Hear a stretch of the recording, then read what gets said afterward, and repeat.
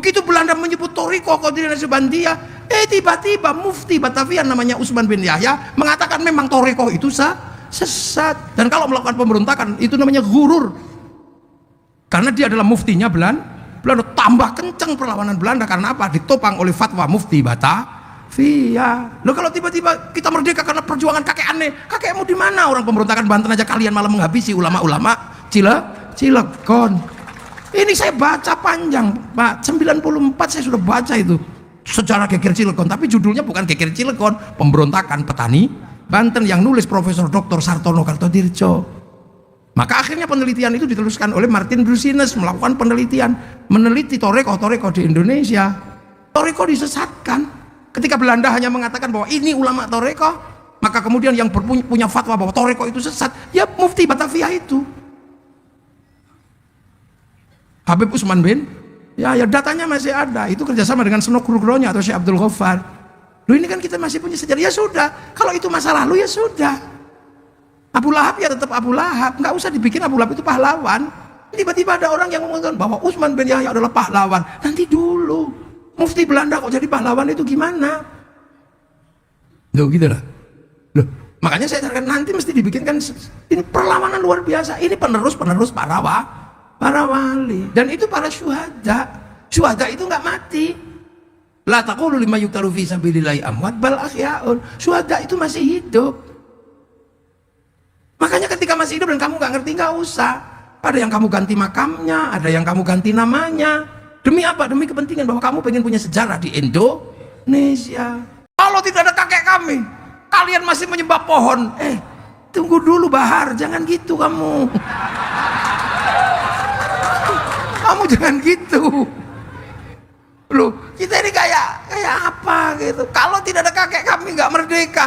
Memang kakek mau ikut perang kemerdekaan kan? Enggak juga. Makanya satu-satunya bangsa di dunia yang merdeka karena perang merebut kemerdekaannya hanya Indonesia. Jadi di Indonesia itu jangan dikit-dikit kelahi. Itu apa itu? Kita cuma diem-diem aja, tunggu aja. Orang sini jagonya kelahi. Loh, orang Nusantara itu kalau diajak kelahi, jangan main-main. Negara di seluruh dunia itu pernah punya masa kelam. Eropa ditumpas sama Mongolia. Mongolia ini penumpas Eropa, penumpas Arab, penumpas Cina. Afrika habis semua, dihajar sama Mongolia yang waktu itu rajanya namanya Genghis Khan. Akhirnya kemudian setelah menumpas Eropa dan sekitar Cina, Arab, mereka ke sini mau menumpas kerajaan Nusantara. Sasaran utamanya adalah Singasari, tapi Singasari punya hubungan bilateral itu dengan kerajaan Banten, dengan kerajaan Sriwijaya, dengan kerajaan Pajajaran, bersama melawan Mongolia. Utusannya dipotong kupingnya itu sama Kertanegara gitu. Jadi dulu nenek moyang kita sadis, utusan negara kok ngancam potong kupingnya. Makanya saya ingat waktu Pak Harto ada utusan IMF namanya Kamdesus itu. Ini di depan Pak Harto itu, sambil teken tanda tangan Indonesia harus pinjam uang pada IMF. Kalau enggak 2001 bangsa ini akan mati. Pak Harto karena cinta pada rakyatnya tanda tangan dia. Itu kalau ingat betul, kalau nggak ada PBB mungkin Pak Harto sudah bawa pisau dipotong kupingnya Kamdesus. Perang akhirnya terjadi, perang besar, dihadang mulai Selat Banten sini, Selat Sunda ini sampai Malaka, dihadang dengan semua kekuatan. Apa yang terjadi? Mongolia yang tidak pernah dikalahkan oleh seluruh kekuatan tentara manapun bisa dihabisi di Nusantara. Satu-satunya negara yang pernah menaklukkan pasukan Mongolia adalah negara Nusantara. Loh, jadi makanya jangan diajak kelahi. Assalamualaikum warahmatullahi wabarakatuh. Bismillahirrahmanirrahim. Bismillah, alhamdulillah. Wassalatu wassalamu ala rasulillah Sayyidina Muhammad ibn Abdillah wa ala alihi wa ashabihi wa mawalah. La haula wa la quwata illa billah. Yang kita cintai dan kita takzimi para alim, para ulama yang saya nggak bisa sebut satu-satu, tapi yang tadi sudah disebut sama Pak Wali Kota. Juga seluruh tamu undangan yang saya juga nggak bisa sebut, yang sama persis sama Pak Wali Kota tadi. Para hadirin wal hadirat yang berbahagia, alhamdulillah.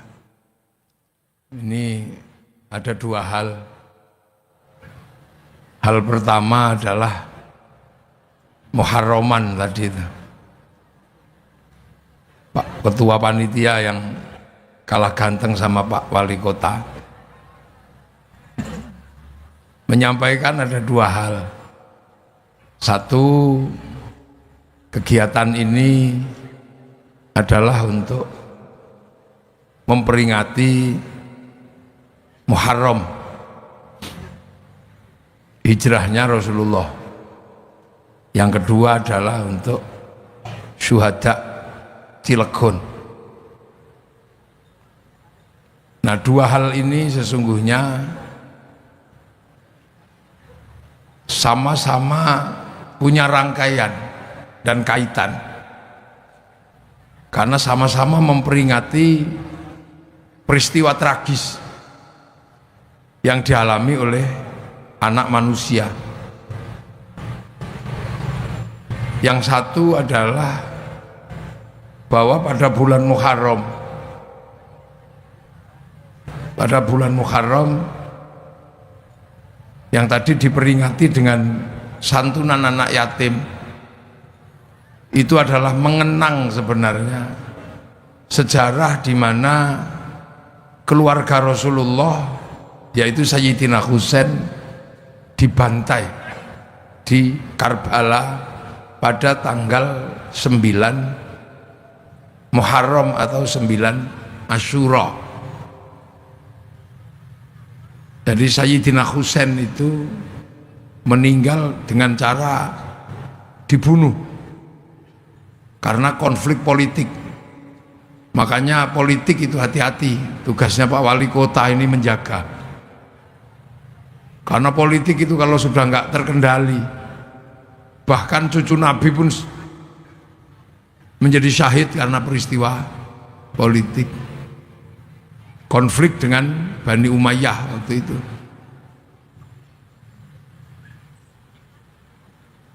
Nah, kebetulan untuk menghindari konflik, Sayyidina Husain itu pulang kampung.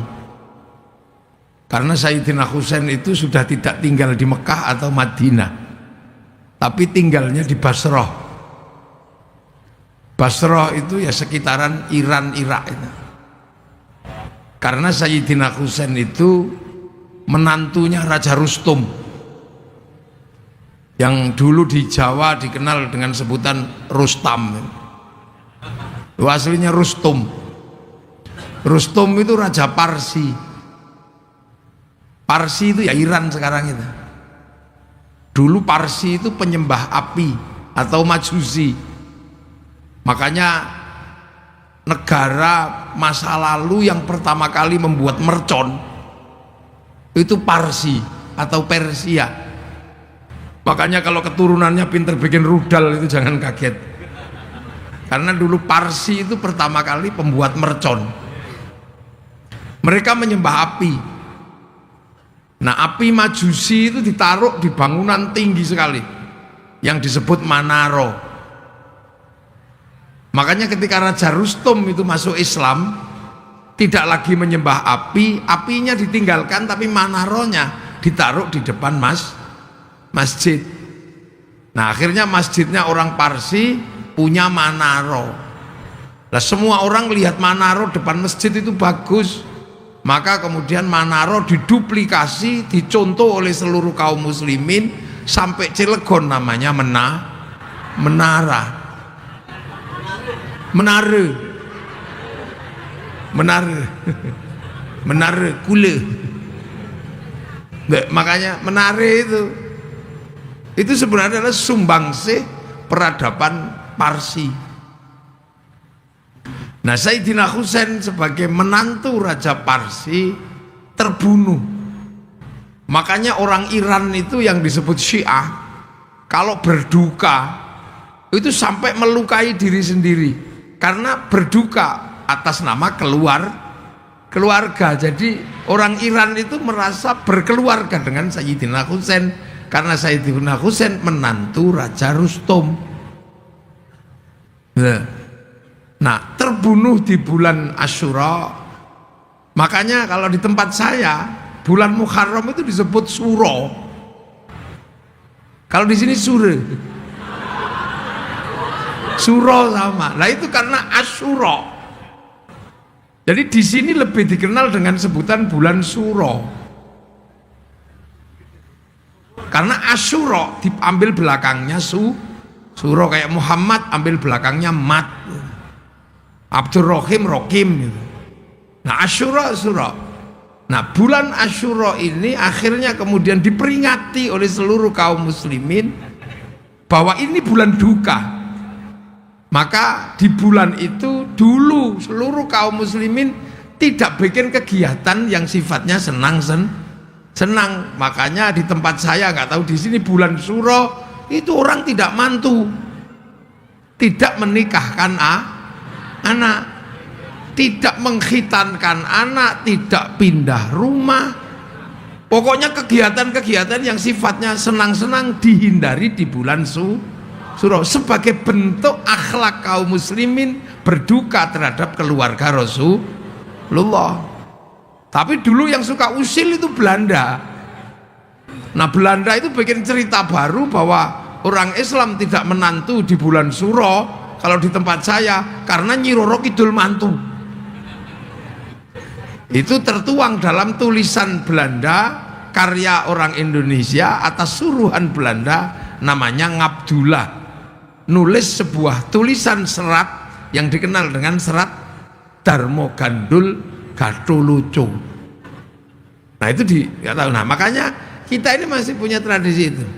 Orang di Semenanjung Padang sampai Jambi sana mereka membuat tabut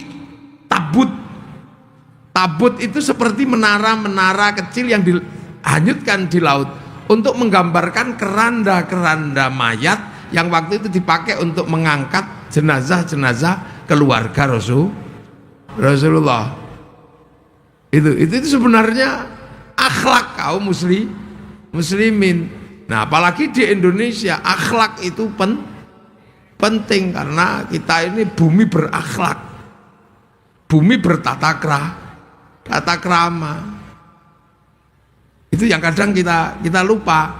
Makanya anak sekarang ketika ngapain bulan Suro nggak boleh mantu, kamu jangan lupa bulan itu adalah bulan terbunuhnya keluarga Rasulullah. Makanya untuk mengenang selain tidak mantu, melakukan santunan anak yatim. Kenapa santunan anak yatim itu diutamakan di bulan Muharram?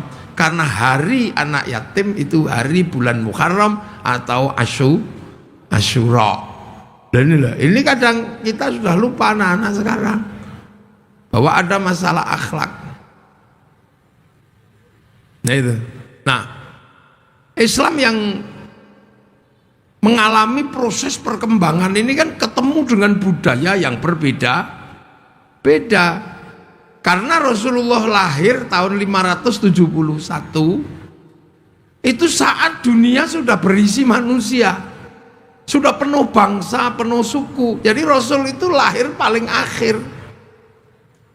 Tahun 300 Nusantara sudah punya kerajaan Kutai Kartanegara.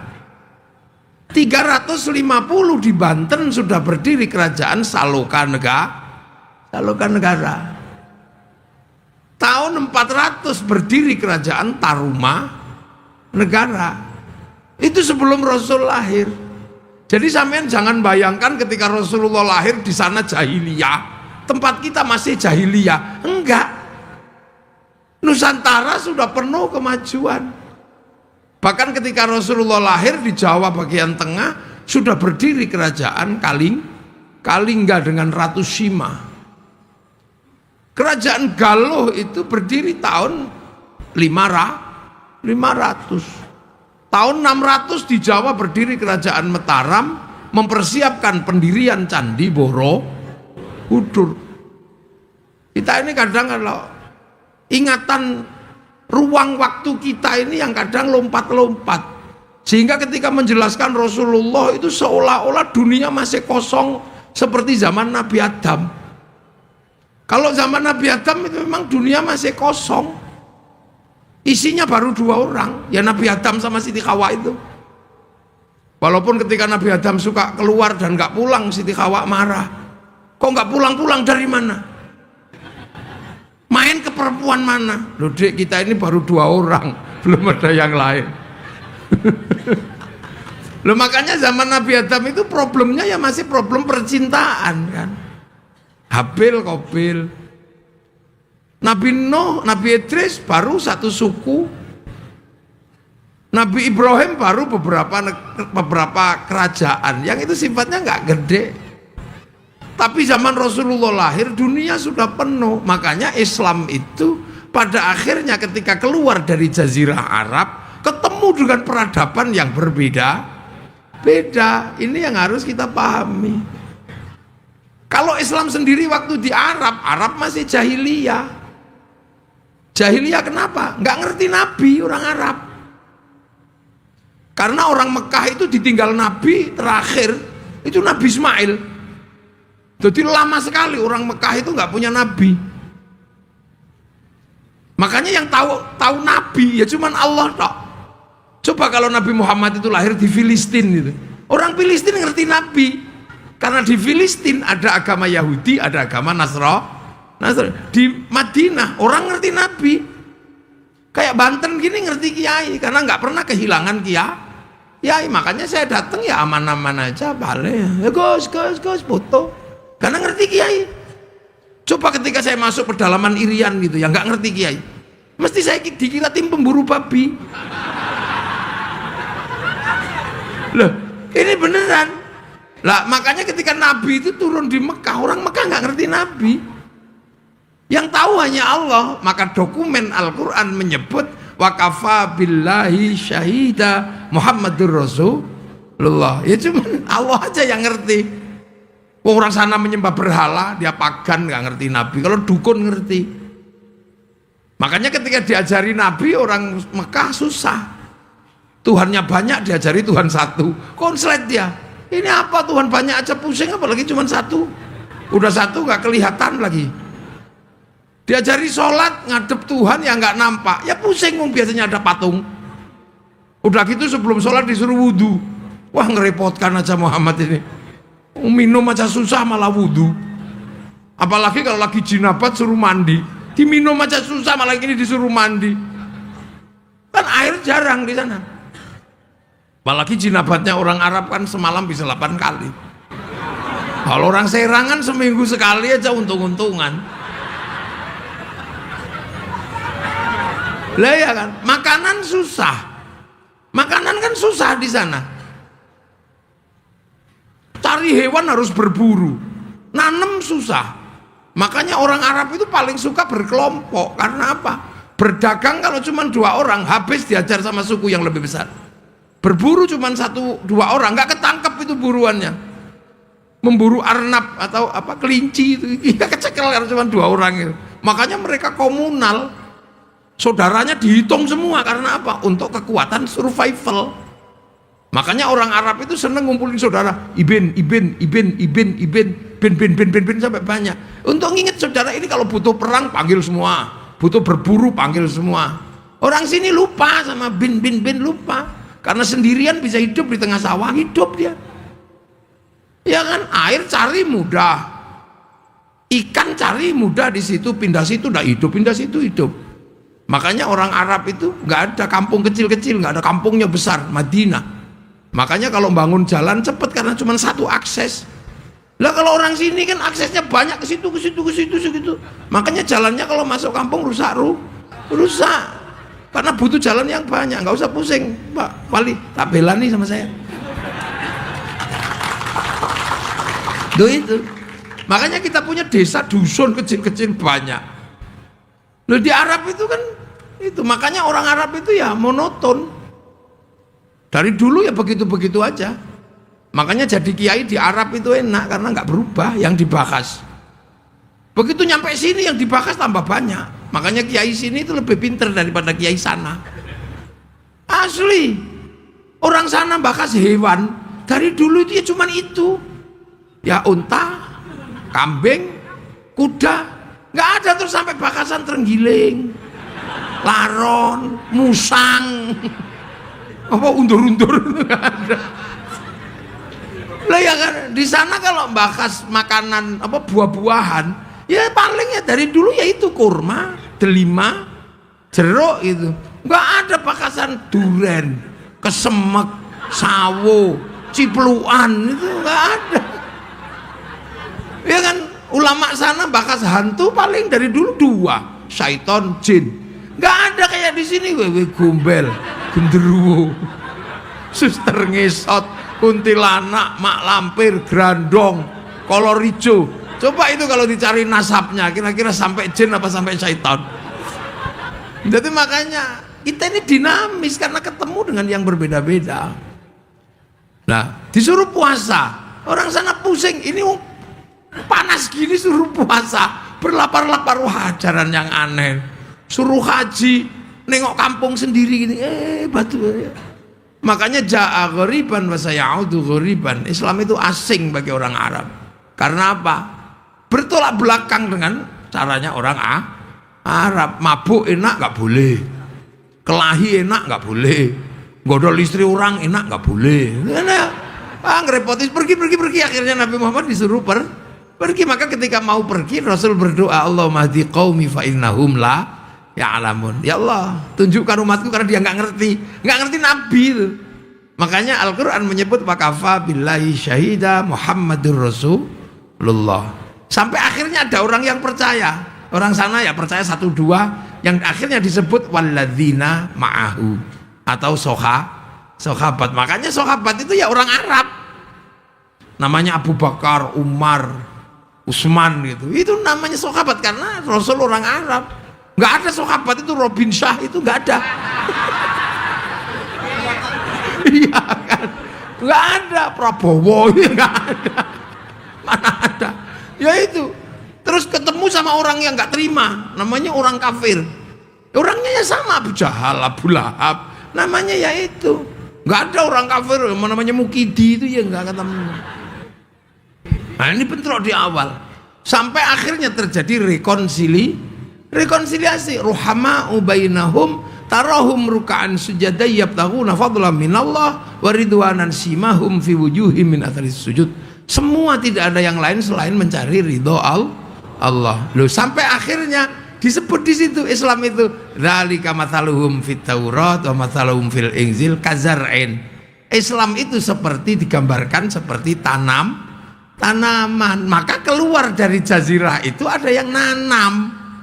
Nah yang keluar ke Parsi dibawa oleh Sayyidina Husain, yang keluar ke Eropa dibawa Tariq bin Ziyad, yang ke Cina dibawa Sa'ad bin Abi Waqqas. Nah yang ke Afrika dibawa sahabat Salman, sahabat Bilal. Jadi Islam itu yang nanam beda-beda. Bibitnya dari mana? Rasulullah. Sampai akhirnya ditanam di Nusantara. Makanya kalau di Jawa itu ada tembang lir ilir tandure wusu. Tandur, tanaman itu pakai bahasa Al-Quran itu tandur. Sing nandur siapa? Ya para wali. Karena kedatangan ke sini, ini daerahnya Majapahit, daerahnya Pajajaran, daerahnya Sriwijaya. Peradabannya sudah sangat maju. Majapahit sebagai penguasa terbesar Nusantara sudah punya slogan Bhinneka Tunggal Ika. Di sana masih diajarkan lakum dinukum. Sini sudah Bhinneka Tunggal Ika. Loh, ini pelajaran-pelajaran besar. Makanya yang datang ke sini nggak mungkin orang sembarangan. Nggak bisa orang sembarangan. Makanya kalau ada yang menyatakan Islam di Nusantara diajarkan, disebarkan oleh saudagar, itu nggak mungkin. Saudagar itu kalau menurut orang Hindu kastanya sudra. Sudra itu nggak boleh ngomong agama. Yang boleh ngomong agama itu otoritasnya Brahmana, kasta nomor 1. Jadi agama dari dulu di sini itu kelas 1. Walaupun raja kalah sama Brahmana. Walaupun punya tentara, punya pasukan, kesatria kastanya para raja, nggak boleh ngomong agama. Wisya pegawai nggak boleh ngomong agama, apalagi sudra petani Kang mau sekaya apapun pedagang, ya sudah dia nggak boleh ngomong. Nah di bawahnya ada orang hidup tapi nggak mau kerja, minta-minta tok, namanya paria. Nah di bawahnya paria ada orang hidup tapi nggak mau minta, tak malu, ngutil, ngentit itu apa? Tapi kecil-kecil, dikit-dikit itu kastanya kuca. Makanya kalau yang suka ngentit bansos itu kuca.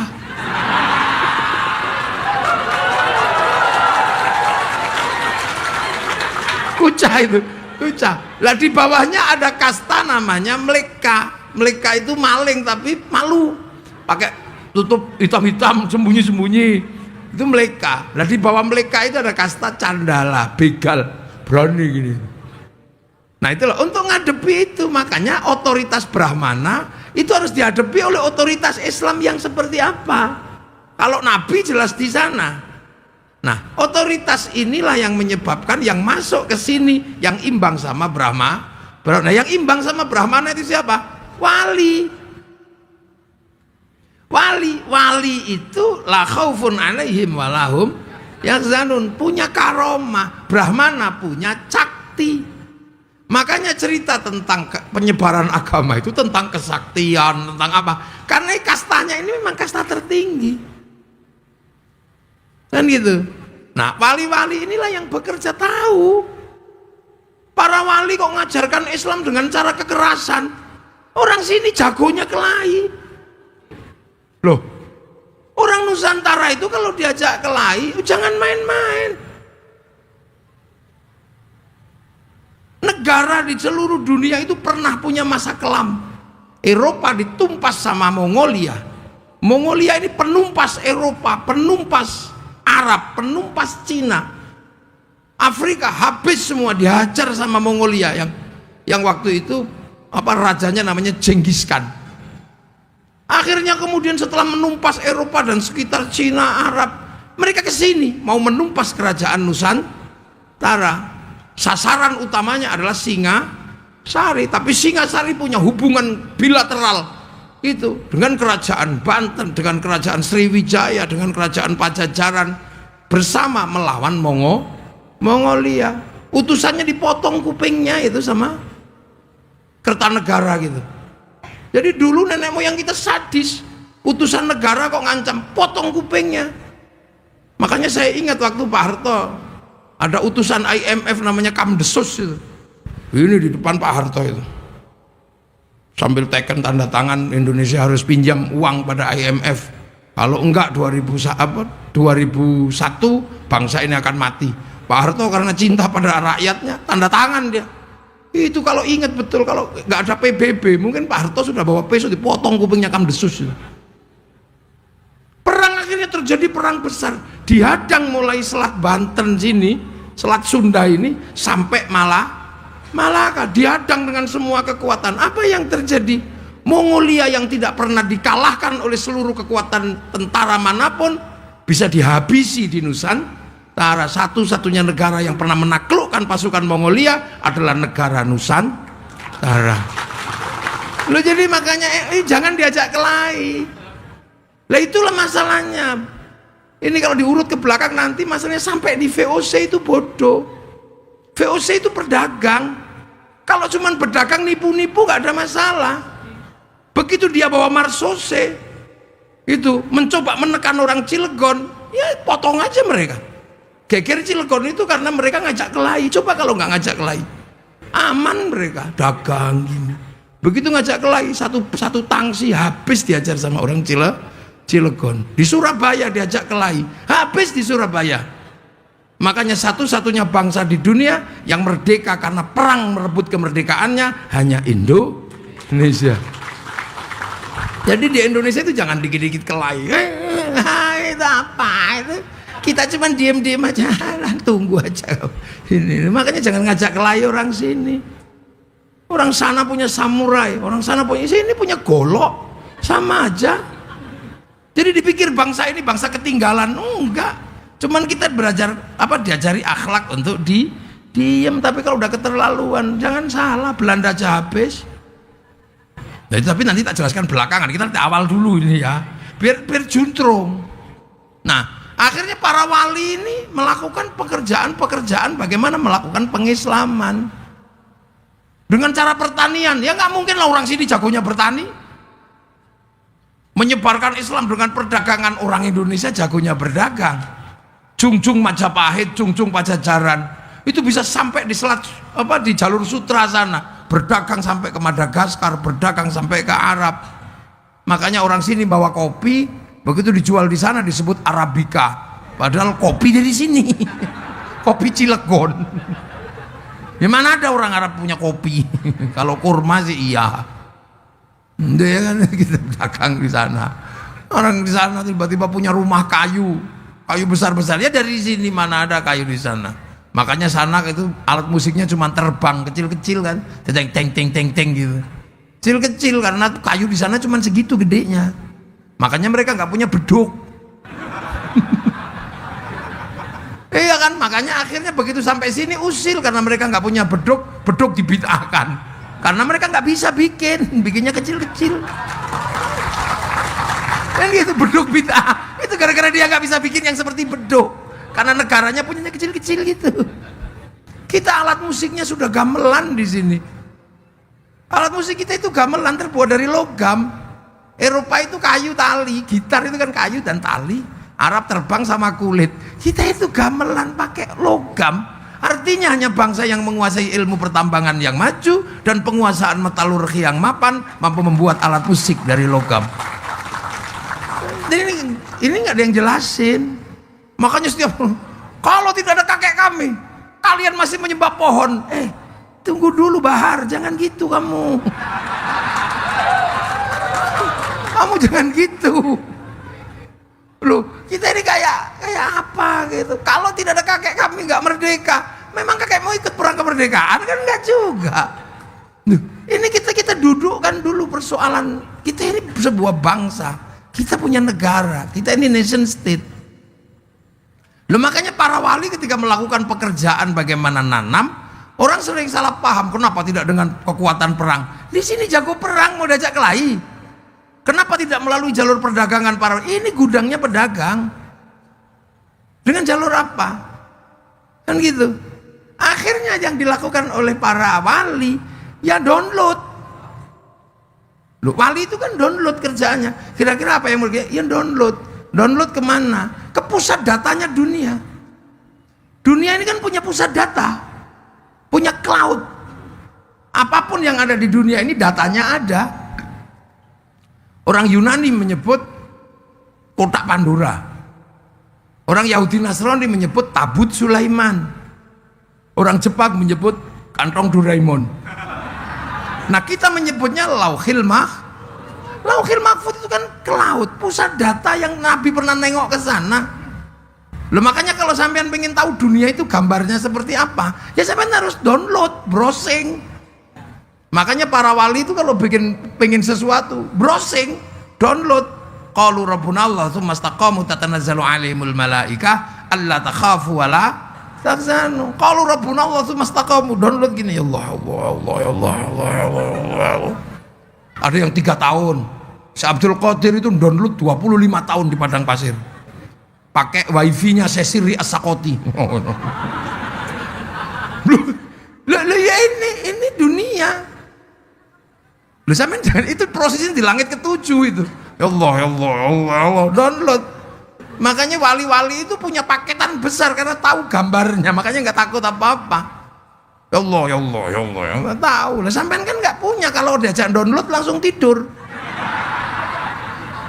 Ya Allah, ya Allah, ya Allah. Ya Allah ya. Makanya kita ini nggak punya paketan. Makanya tadi Yai mimpin tahlil itu sesungguhnya kan proses syar'id. Loh, ini kan proses syar'id, proses tetring tadi itu. Loh, manusia itu seperti handphone. Handphone itu hidup kan karena ada kartunya. Ya kan, kartu itu kan didaftarkan di satelit. Satelit punya program dan paketan. Makanya kartu itu bisa hidup karena menggunakan paket satelit. Tinggal menggunakan provider siapa? Telkomsel atau XL atau Indosat. Semua Indosat, itu kan paketannya ngambil dari sana semua. Terus kemudian kita beli paketan, akhirnya handphone kita hidup, terus kirim foto, kirim gambar, kirim apa. Yang penting punya wifi. Lah kalau nggak punya, cari wifi gratisan kan. .co.id, pergi ke warung, kirim gitu. Lo kan sama manusia kan. Manusia ini kan terdaftar di sana. Alastu birabbikum qalu bala syahidna, didaftar di Lauhil Mahfuz, terus dikasih paketan. Nyawanya sekian, rezekinya ini, suaminya ini. Kan gitu. Makanya kalau paketannya habis ya kick, udah selesai. La yastakhiruna sa'atan wa la yastaqdim. Terus akhirnya ini apa? Ruh ini setelah dapat paketan di sana dikirim ke sini, fanfukhur ruh. Terus dimasukin casing, dimasukin ke raga. Ini raga kan produksi sini, ya kan, buatan sini. Tergantung siapa yang buat, kan gitu, dari makanan orang tua. Makanya kalau diproduksi di Eropa ya casingnya tinggi besar, rambutnya merah. Kalau diproduksi di Arab ya tinggi besar, rambutnya keriting. Kalau diproduksi di Cina ya tembem-tembem sipit. Kalau diproduksi di Afrika ya hitam gosong kayak kopi. Kalau produk Cilegon ya kecil-kecil, pesek-pesek begini kan produksi itu. Loh, itu kan sama dengan kartu ini dimasukkan ke handphone mana? Kalau produk Amerika namanya iPhone. Kalau produk Cina namanya Xiaomi. Kalau produk Korea namanya Samsung. Kalau produk Cilegon namanya Oppo. Ya kan, casingnya beda-beda. Makanya waja'alnakum syu'uban wa qabaila lita'arafu, tergantung casingnya. Makanya yang produksi siapa gitu ya tergantung. Kalau yang produk pesek ya keluarnya pesek. Tergantung yang produksi. Assemblingnya siapa gitu aja. Kalau yang produksi dan yang assembling cantik sama ganteng, nah ini keluarnya.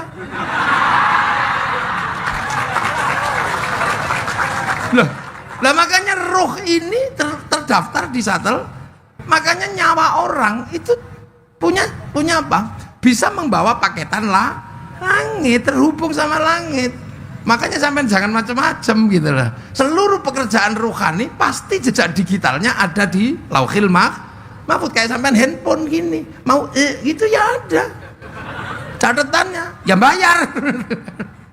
Nah kita juga punya sama. Makanya manusia itu ketahuan apapun karena rohani terhubung dengan Lauhil Mahfuz. Nah paket Lauhil Mahfuz itu apa? Sholat, Al-Quran, itu kan paketan sana turun ke sini di bawah Nabi. Makanya kita bisa juga menerima paketan itu. Tinggal mau paket apa? Kalau paket komplit ya 30 juz. Kalau paket hemat ya Yasin. Makanya ada yang jualan paket hemat namanya Yasinan. Kalau yang paket irit ya kulhu. Iya kan? Kayak toko kecil ecerannya namanya tahlilan. Lah ya tinggal terserah, itu paket kecil-kecil ada. Kan itu ada paket khusus untuk kelahi, ada. Ida patostum jabarin. Ada paketan pemburu. Wama romaita id romaita walakinallaha roma. Lalu gitu, ada paket cinta. Kalau cintanya ditolak ada paket khusus itu. Innahu min Sulaiman wa innahu bismillahirrahmanirrahim, ada. Ada paket untuk istri cerewet, ada. Sumumbuk menumium paula. Makanya ada itu sebenarnya paket, itu paket.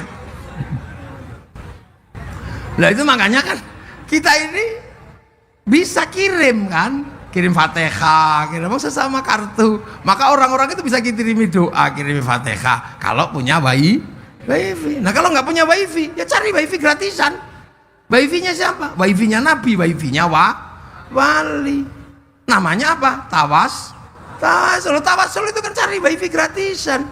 Makanya kalau cari wali hati-hati, jangan sampai walinya ini tidak terverifikasi, repot sampean. Nah itu makanya akhir-akhir ini ribut kan. Tiba-tiba ada pasar wali baru.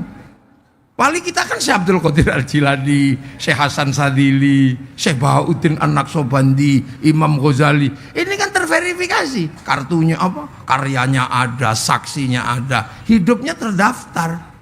Nah sekarang yang ada kan pasaran wali-wali baru yang kita kadang pusing sekarang. Ada wali bisa Isra Mi'raj 70 kali gitu.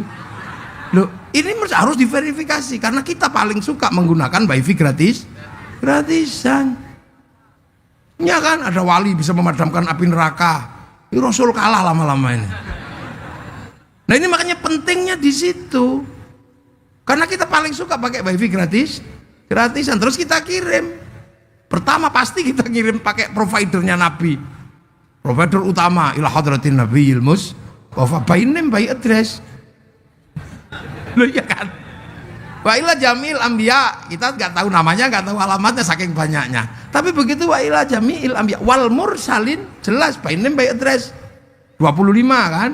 Adamun Idrisun Nuhun ma Soleh wa Ibrahimu kulun muttaba Lutun wa Ismailu Ishaqu kadza Yaqubu Yusufu wa Ayyubu kadza Syuaibu Haruna wa Musa wal Yasadul Kifli Dawud Sulaiman muttaba Ilyasu Yunusu Zakaria Yahya Isa wa Thaha khatimun taghaya. Jelas. Setelah itu wa ila jami'il anbiya wal mursalin wal ulama wasyuhada wassolihin, kita nggak tahu namanya. Itu. Terus wa ila jami' auliyaillah, kita juga nggak tahu wali itu siapa dan di mana. Apalagi kalau minal masyarik ila maghribiyah, di belahan timur belahan barat, fi barriha wa bakhriha, di daratan di lautan. Daripada kita pusing mikirin itu siapa aja, serahkan sama koordinatornya. Baiklah hadrati sultanul auliya Syekh Abdul Qadir Al-Jilani. Baru kemudian kita kirim wa ila abaina ummahatina masyayikhi, kita nggak tahu itu siapa aja. Apalagi wa nakhususun ila jami'i syuhada geger Cilegon. Ini siapa aja? Nah udah deh. Baiklah jami'il muslimina wal muslimat al ahya. Waduh, yang hidup ini lagi ngapain? Mau kita kirim jangan-jangan lagi bilyat. Jangan-jangan lagi apa? Lu al amwat kita nggak tahu itu by name by addressnya alamannya. Al-Fatihah tetring share it bet itu sudah. Wah nggak nyampe. Lu kata siapa? Jangankan Fatihah, sepak bola aja nyampe. Loh, sepak bola itu kan yang nonton cuma satu orang di Qatar sana.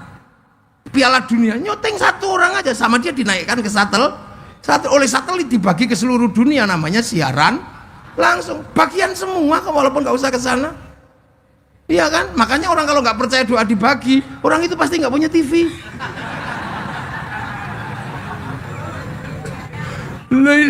Jadi roh kita ini terhubung sama Lauhil Mahfuz, maka jejak digitalnya ada semua, sama itu ada, ngerasani orang ada. Makanya nggak usah khawatir kalau mau dimatiin sama malaikat. Ini gimana caranya? Sherlock, apa di Sherlock gitu kan?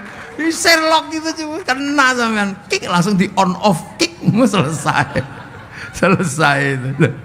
Ini kan teknologi. Nah, makanya para wali-wali itu kalau pengen memakai sesuatu dia download. Ini gimana caranya? Kan gitu. Nah, wali-wali menghadapi problem yang berbeda sudah dengan yang di sana. Ketemu suku yang banyak, ketemu bangsa yang banyak. Kan gitu. Ketemu agama yang berbeda. Nah, itulah maka para wali nanam pelan-pelan. Ketika baru ditanam, ya makanya menggunakan bahasa sini. Di tempat saya ini ditanam di sini, mestinya saya ini syaikhun, ustadzun. Begitu ditanam di kampung sana dikasih nama kiai. Kiai itu bukan cuma manusia, ada kebo Kiai Slamet, ada tombak Kiai Pleret, ada keris Kiai Sengkelat, kiai.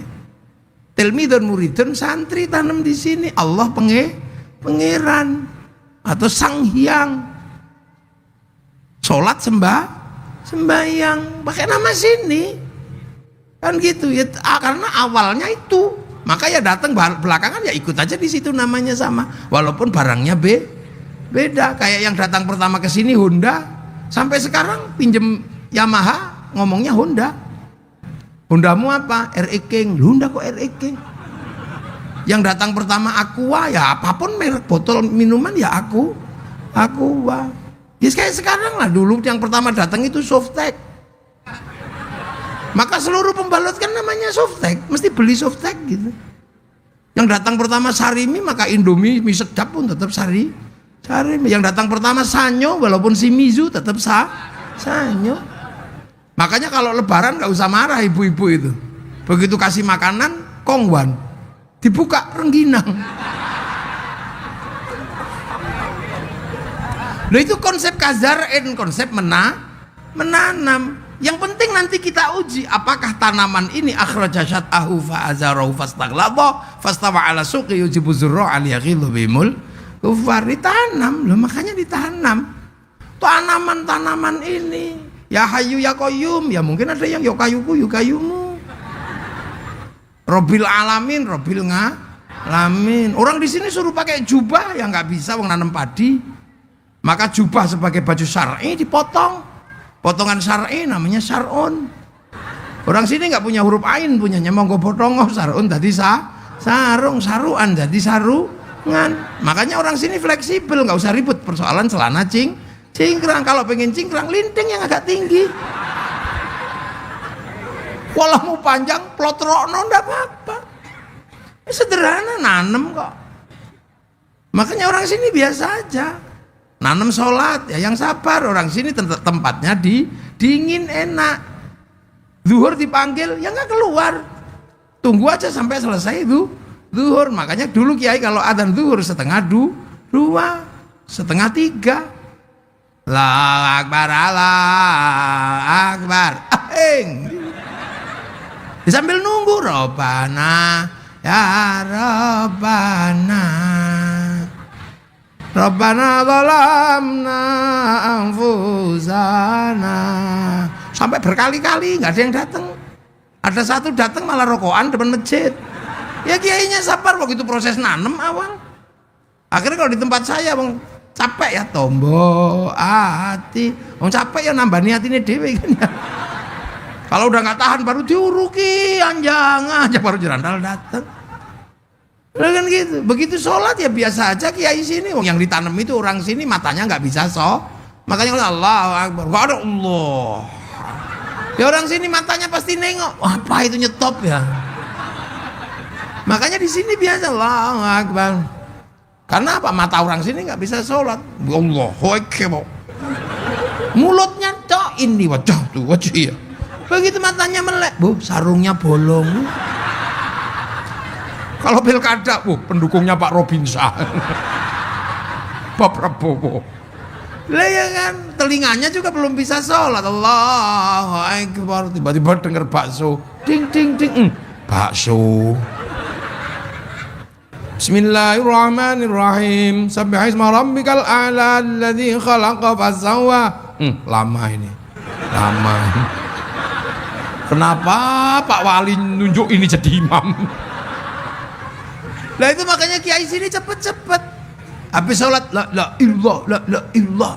Ngapain gedek-gedek begini? Ya biar nggak tidur. Lah kenapa bunyi? Biar ditiru. Kan lo itu akhirnya tanam di situ. Puasa di sini ditanam, zakat di sini ditanam. Mau makanannya apa beras ya zakatnya beras. Makanya di sini tuh jenggotan ya nggak mesti ditanam jenggot banyak, nggak usah. Wong ras sini rasnya Mongolo itu jenggotnya nggak utuh, paling 12. Nah kalau ditanam utuh ya kayak oyote utuh. Makanya orang sini nggak itu. Hal-hal seperti itu tuh biasa aja. Karena itu persoalan tempat berbeda. Puasa ya ditanam dengan cara sini. Orang sini suka tidur gitu ya sudah. Kalau malam pakai tuk-tuk sahur. Capek kelamaan ya sahur, enggak sahur sakarepmu. Iya kan? Nah ketika tidur gak bangun-bangun, kiainya nyuruh santrinya beli mercon. Karena Islam sholat apa puasa bisa tegak kalau ada mercon karena bangun. Maka polisi sama tentara gak usah ribut kalau bulan Ramadan ada mercon. Itu bagian dari cara kita merespon biar gak tidur. Nah gitu. Nah belajar mercon aja gak boleh, apalagi bikin roket. Ya jadi kalau kita perang nanti tentara aja yang perang. Karena kita gak punya kemampuan untuk bikin roket, mercon aja nggak boleh. Jadi malilah rakyat ikut membela negara. Lah iya Pak, wong gawe mercon ndak boleh. Gimana kita caranya? Lah iya kan? Rakyat bikin mercon nggak boleh. Belajar bikin pelintengan nggak boleh. Begitu waktunya perang ya nanti siap-siap. Udah deh tentara sama polisi aja yang sudah latihan. Kita bikin mercon palsu aja nggak boleh. Nah itu. Habis puasa halal ya karena kita komunal biasa ini. Haji, orang Mekah suruh haji, ya enak wong Ka'bahnya di depan mata. Sini antrian 40 tahun, Pak. 50 juta. Nyicil ayam itu nempelkan gambar Masjidil Haram. Aku besok ke situ gitu. Begitu sudah dapat pendaftaran, latihan di alun-alun Cilegon. Ka'bahnya apa? Triplek. Labbaik Allahumma hajjan gitu. Ya kan, begitu waktunya haji diantar ke Pondok Gede bareng-bareng, ke asrama haji bareng-bareng. Yang pergi haji ke asrama, yang nganter belok kebun binatang Ragunan. Wah, itu cara kita untuk nanem. Makanya jangan kemudian cara nanemnya nyontoh yang lain-lain. Wah, bubar itu. Ini kan semua pengen contohlah kami. Contohlah kami. Yang orang Arab Wahabi, contoh cara Wahabi. Itu kan cara kamu di sana. Contohlah kami orang Yaman. Lah kamu di sana ribut aja nggak selesai sampai hari ini. Cara Suriah perang di sana. Cara Afghanistan pakai celana cingkrang, di sana urusan jenggot tembak. Di sini kan nyaman kayak begini, rukun semua. Yang ngaji ini kan beda-beda. Ini dipikir sama semua, ya enggak. Wong lagi ngaji juga ada yang ngeslot.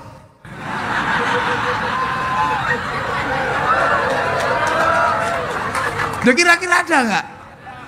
Mesti ono. Nomornya piro? Loh, akhirnya ditanam. Nah, ketika proses nanam para wali ini mengkader, kadernya banyak, kemudian sampai ada Wali Songo. Salah satu kader Wali Songo itu adalah Sunan Ampel. Sunan Ampel punya kader Syarif Hidayatullah, Sunan Gunung Jati. Punya anak Maulana Hasanuddin pindah ke Banten. Lu kan itu, makanya bahasanya kan Jawa Serang. Iya, beli mengkonon. Nah, para wali ini yang dipikirkan bukan semata-mata nanam agama dalam hitungan-hitungan yang disebut sebagai syarat rukunnya Islam. Tapi yang dipikir adalah ketika nanam ini terus yang jaga siapa? Kan ini tanah orang. Cara nanam di tanah orang itu terus yang jaga siapa? Ya akhirnya harus dijaga oleh sesama kaum muslimin bersama yang lain.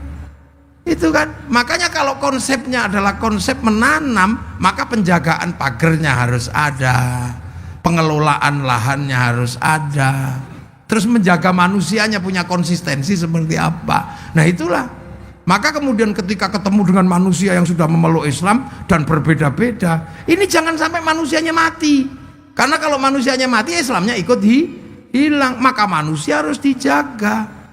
Karena laqad khalaqnal insana fi ahsani taqwim, sudah ditanamkan sumarodatna wa asfal illal ladzina amanu wa amilus sholihat. Sudah ditanamkan iman, terus jaganya gimana? Ya tidak sumpah Allah. Watin demi buah tin simbol Nabi Nuh, wa zaitun simbol Nabi siapa? Nabi Isa, Nabi Ibrahim karena Palestina.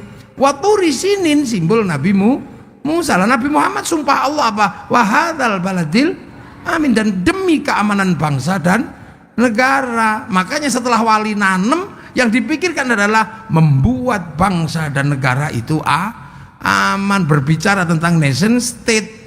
Makanya kemudian kader para wali bikin kerajaan untuk menjadi embrio bagaimana menata manusia Nusantara yang berbeda-beda, harus rukun, beda suku, beda bangsa, beda agama. Akhirnya menggunakan konsep apa? Ini yang lebih berat. Kalau cuma celana cingkrang aja gampang, tinggal dipotong cingkrang. Kalau cuma gini aja tinggal berubah gini udah sunnah. Kalau gini aja gini mudah. Tapi yang sulit adalah menata hidup seperti Rasulullah. Bagaimana menata orang yang berbeda suku, beda bangsa, beda agama? Yang dilakukan apa? Membangun konsep hidup ala Rasulullah. Kullukum ra'in wa kullukum mas'ulun an ra'iyati. Kalian semua adalah para pemimpin yang harus hidup saling bertanggung jawab antara yang mimpin dan yang dipimpin. Kesadaran setara adalah kesadaran ra'iyah. Ra'iyah adalah hidup berbeda suku, bangsa, agama, tapi saling bertanggung jawab. Dimasukkanlah konsep ra'iyah yang akhirnya menjadi konsep hidup bersama yang hari ini kita kenal dengan istilah rakyat. Satu-satunya bangsa muslim di dunia yang mayoritas mampu menggunakan konsep ra'iyah hanya muslim Indonesia. Jadi jangan dikira ra'iyah itu bukan ra'iyah, rakyat itu konsepnya Nabi. Saudi kembali menjadi kerajaan, beberapa negara di Arab menjadi komunis. Kita ini ro'iyah, rakyat, kita bukan people. Kalau people itu vox populi, vox dei, suara mayoritas, suara Tuhan. Begitu dia mayoritas, dia diktator mayoritas. Makanya konsep khilafah dan ikhwanul muslimin tidak cocok dengan negeri ro'iyah Indonesia. Kita juga bukan komunis. Kalau komunis itu proletar, diktator proletariat, makanya nggak cocok. Kita ro'iyah, akhirnya setara. Yang tadinya kawulo, nggak punya hak konstitusi, bisa pidato kulo, kule. Yang tadinya hamba sahaya, nggak punya hak konstitusi, bisa pidato saya. Yang tadinya abdi itu bisa pidato abdi mah. Yang tadinya pukulun para dewa, bisa pidato ulun di Banjarmasin. Itu konsep kesetaraan yang dibangun oleh Rasul. Lo tidak membedakan suku, tidak membedakan bangsa, tidak membedakan agama. Itu konsep egaliternya Rasulullah dan berlaku di Indonesia. Makanya kalau ada yang mengatakan kakek kami, kakek aneh, ya tidak masuk mas. Kita ro'iyah, rakyat setara. Inna akramakum indallahi atqakum. Lah. Makanya ro'iyah ini kalau ngumpul namanya musyarakah. Musyarakah itu jadi masyarakat itu. Bersekutu, nggak ada keributan. Semua saling melengkapi. Ya kan, kiai sholat. Sholat itu nutup aurat, tutup aurat itu kain. Kain itu urusannya pabrik. Kain yang punya kain pabriknya itu Cina. Makanya kiai jangan suka ngamuk Cina. Kalau kiai ngamuk Cinanya pergi, udah kamu. Loh itu makanya kiai-kiai itu tawassut, tasammuh, tawazzun. Kita wudu sholat itu loh, pakai keran sekarang, pakai sanyo, yang bikin mas pion. Ibu-ibu itu cantik seperti itu pakai apa? Bedak Perancis, skincare. Kalau bedak Cilegon bubar, Pak. Beras ditumbuk ya blonteng semua. Duh, konsep musyarakah ini luar biasa susah ditanamkan. Loh makanya kita haji pakai bank. Kalau kita urut bank itu punyanya Bank Devisa New York. Musyarakah.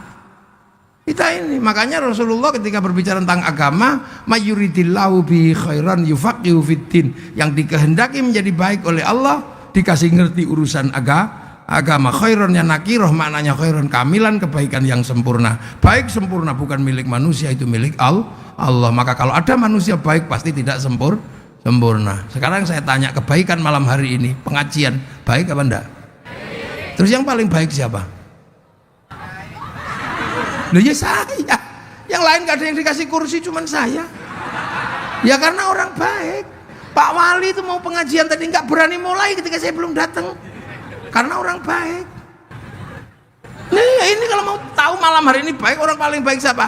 Ya Kiai Muafik inilah orang paling baik. Nggak usah bantah sampean. Loh, tapi saya nggak boleh ngaku paling baik. Karena saya baik di sini diundang sama Pak Wali Kota. Kalau nggak diundang Pak Wali Kota, ya saya nggak di sini.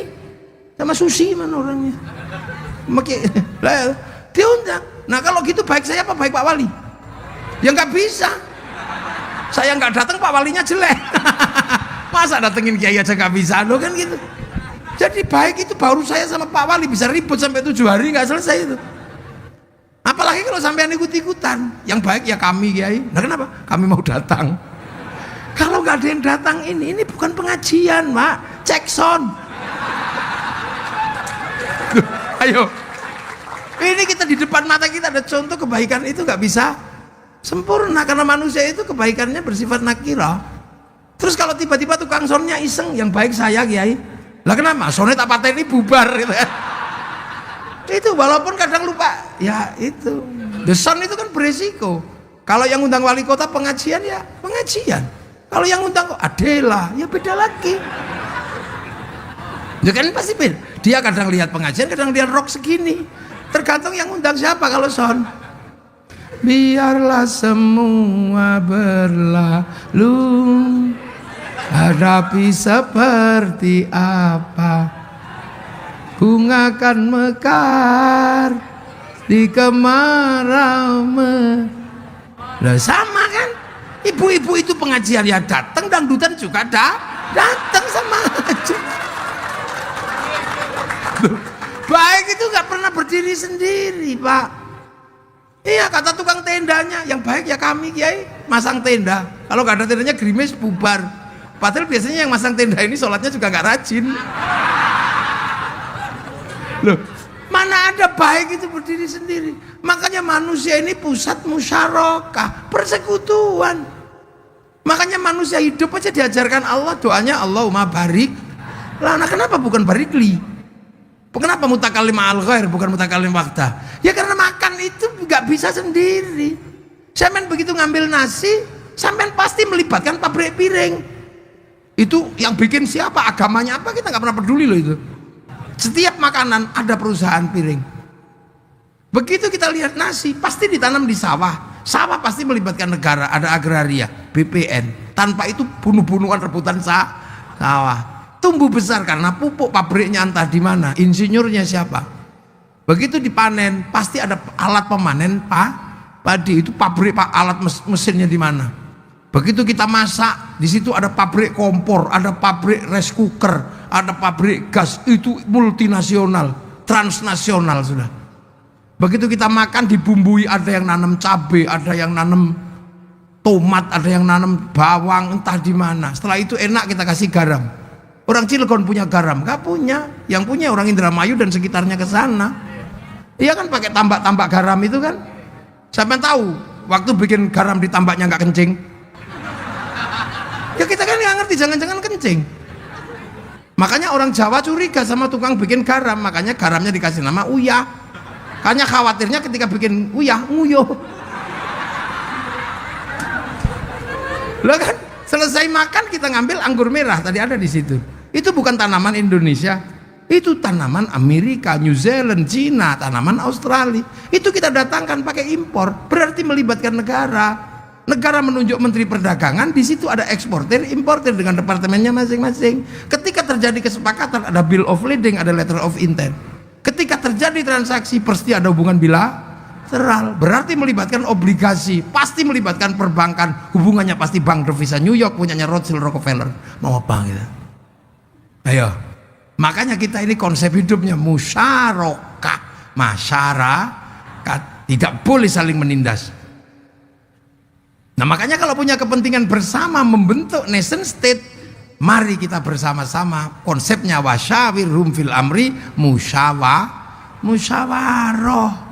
Makanya kalau mau melibatkan diri dalam musyawarah, kita punya lembaga majelis permusyawaratan itu sunnah semua di situ. Sunnah yang paling berat itu bukan yang kemudian kado cingkrang makan 3 jari, itu sunnah mudah. Sunnah membentuk negara ini sunnah yang paling susah. Makanya kalau mau musyawarah tinggal daftar. Pengen terlibat musyawarah jadi kepala desa, daftar ke panitia. Pengen terlibat musyawarah menjadi wali kota, daftar ke KPU. Pengen jadi DPR, daftar ke KPU. Kamu nggak peduli anak siapa, turunan siapa, nggak peduli agamamu apa, daftar boleh. Setelah daftar dan diterima, pilihannya cuma 2, cari pengikut sebanyak-banyaknya. Kalau nggak dapat, beli. Loh ya kan? Loh ya iya. Yang penting jangan money politik. Kalau money politik ditangkap polisi sama tentara. Namanya lain, uang bensin. Kalau diterima masjid, sumbangan. Kalau diterima kiai, bisyarah. Itu karena dulu yang nata ini semua adalah para wali, maka teritorinya disebut wilayah. Al-wali punya wilayah. Loh, makanya Indonesia itu disebut wilayah karena kita punya para wali. Kan gitu, wilayah itu yang bersatu menjadi NKRI, Negara Kesatuan Republik Indonesia. Loh itu makanya nyaman, NKRI itu nyaman karena konsep ro'iyah, musyarakah, musyawarah, wilayah. Hasilnya NKRI itu apa? Arab satu bangsa pecah puluhan negara, Cina satu bangsa pecah puluhan negara, Afrika satu bangsa pecah puluhan negara, Eropa satu bangsa pecah puluhan negara, kita puluhan bangsa, suku dan agama mampu bersatu dalam satu negara kesatuan Republik Indonesia. Indonesia. Loh, makanya begitu wilayahnya ini wilayah para wali, maka semua bergerak untuk apa? Menjaga wilayah. Maka ketika wilayah ini dikuasai oleh orang-orang asing dari Belanda, semua melakukan perlawanan. Di Makassar, Sultan Makassar melakukan perlawanan. Di Banten, Sultan Ageng Tirtayasa melakukan perlawanan. Di Jawa, Pangeran Diponegoro melakukan perlawanan. Di Cilegon, Geger Cilegon melakukan perlawanan. Siapa mereka? Penerus para wali, ulama Torikoh di sini dulu itu. Makanya Belanda berani mengatakan Inlander yang melakukan pemberontakan di Cilegon adalah ulama Torikoh. Qadiriyah Naksaban. Dia itu tegas di sini. Belanda menyebut itu. Begitu Belanda menyebut Torikoh Qadiriyah Naksaban dia, tiba-tiba mufti Batavia namanya Usman bin Yahya mengatakan memang Torikoh itu sesat, dan kalau melakukan pemberontakan itu namanya gurur. Karena dia adalah muftinya Belanda. Tambah kencang perlawanan Belanda karena apa? Ditopang oleh fatwa mufti Batavia. Loh, kalau tiba-tiba kita merdeka karena perjuangan kakek aneh, kakekmu di mana? Orang pemberontakan Banten aja kalian malah menghabisi ulama-ulama Cilegon. Ini saya baca panjang, Pak. 94 saya sudah baca itu sejarah Geger Cilegon, tapi judulnya bukan Geger Cilegon, pemberontakan petani Banten, yang nulis Profesor Dr. Sartono Kartodirjo. Maka akhirnya penelitian itu diteruskan oleh Martin Brusines, melakukan penelitian, meneliti Torikoh di Indonesia. Itu judulnya apa? Tulisannya adalah Tarekat. Itu luar biasa. Akhirnya hasil penelitiannya dibukukan di sini lewat penerbitan namanya Inis tahun 93, 94, 95. Loh, itu jadi keras di sini dulu. Torikoh disesatkan ketika Belanda hanya mengatakan bahwa ini ulama Torikoh, maka kemudian yang punya fatwa bahwa Torikoh itu sesat ya mufti Batavia itu Habib Usman bin ya datanya masih ada, itu kerjasama dengan Senok Nugroho atau Syekh Abdul Ghaffar. Loh, ini kan kita masih punya sejarah. Ya sudah, kalau itu masa lalu ya sudah. Abu Lahab ya tetap Abu Lahab, nggak usah dibikin Abu Lahab itu pahlawan. Bahwa persoalan Rasulullah ketika ngimami sholat gak pernah baca surat Al-Lahab, gak ada masalah. Kenapa? Karena Ikrimah bin Abu Lahab sudah menjadi makmumnya Rasulullah. Ya gak enak loh. Tabbat yada bilahabi wa tabb. Ikrimah itu di belakang Rasulullah, makanya Rasul gak pernah baca surat Al-Lahab. Ini kan tiba-tiba ada orang yang mengatakan bahwa Utsman bin Yahya adalah pahlawan. Nanti dulu, mufti Belanda kok jadi pahlawan itu gimana? Tuh gitu lah. Loh, makanya saya sarankan nanti mesti dibikinkan ini perlawanan luar biasa. Ini penerus para wali, dan itu para syuhada. Syuhada itu nggak mati. La taqulu lima yuqtalu fi sabilillahi amwat bal ahyaun. Syuhada itu masih hidup. Makanya ketika masih hidup dan kamu nggak ngerti, nggak usah. Ada yang kamu ganti makamnya, ada yang kamu ganti namanya. Demi apa? Demi kepentingan bahwa kamu pengen punya sejarah di Indonesia. Gak bisa begitu. Makanya siratal mustaqim ada siratal ladzina an'amta. Alladzina itu banyak orang. Makanya kita hari ini bisa begini. Itu yang mati banyak, Pak.